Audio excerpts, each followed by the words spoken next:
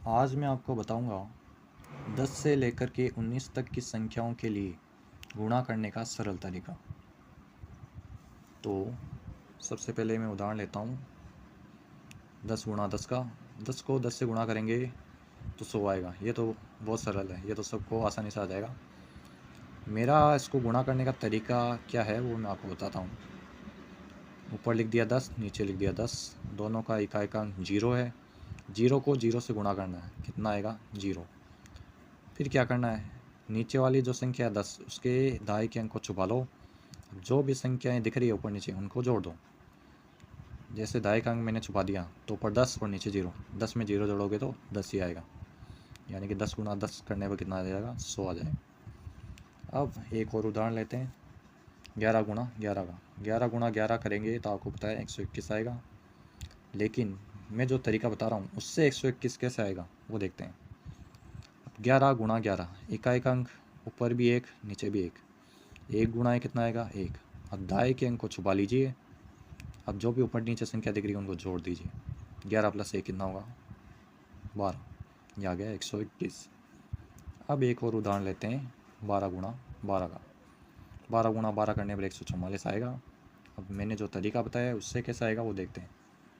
12 गुणा 12 लिख दिया, दोनों का इकाई अंक 2, 2 गुणा 2 कितना आएगा 4, और अब दाएं के अंक को छुपा लीजिए। 12 + 2 कितना आएगा 14, यानी कि 12 गुणा 12 कितना आ गया 144। अब हम अभी तक तो मैं समान संख्या ले रहा था, अब थोड़ी अलग अलग लेते हैं, और इस बार हासिल वाली भी है। इस बार हासिल लेनी पड़ेगी मैं, क्योंकि देखिए अब यहाँ पे 13 है और यहाँ पे नीचे 14 है। इसका इकाई का अंक 3 है और इसका इकाई का अंक 4 है, तो 3 गुणा 4 करेंगे तो कितना आएगा 3 × 4 = 12। तो इसमें 2 अंक की संख्या आ गई, तो 12 का 2 तो यहाँ पे आ जाएगा और 1 हासिल की लग जाएगी। अब देखिए दाएं के अंक को छुपा दीजिए। अब जो भी संख्याएं दिख रही है ऊपर नीचे उनको जोड़ दीजिए। 13 + 4 कितना होगा, 13 + 4 हो जाएगा आपके 17, 17 और 1 कितना होगा 18। इसको हम चेक करके भी देख सकते हैं कि हमने जो गुणा किया वो सही किया है नहीं। 13 गुणा 14 जो हम सामान्य तरीके से गुणा करते हैं उससे चेक करके देखते हैं।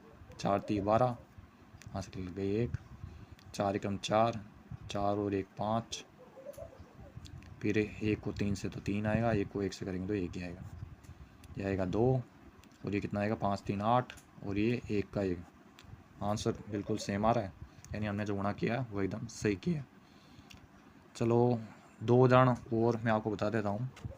एक उदाहरण और लेते हैं हम 17 गुणा 17 का।